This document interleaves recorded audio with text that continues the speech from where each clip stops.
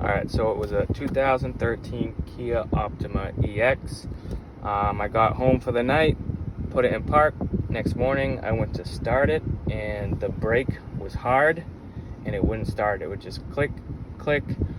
After looking at it for a bit, I figured I'd try to do the shift release lock right there. And I put it in drive, I put it in neutral, it still wouldn't start. And what I realized on the dash was the whole time, it said D for drive the whole time, even if I put it in neutral, this and that. So after looking up a few things, I wish I took a video of how I took this apart, but it's very easy. If you ever need one, I guess I could post another one. But all it was this little bushing.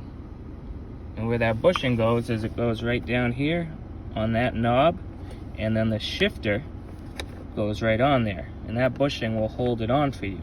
And obviously it came off, so when I thought I put it in park, this shifter never went anywhere.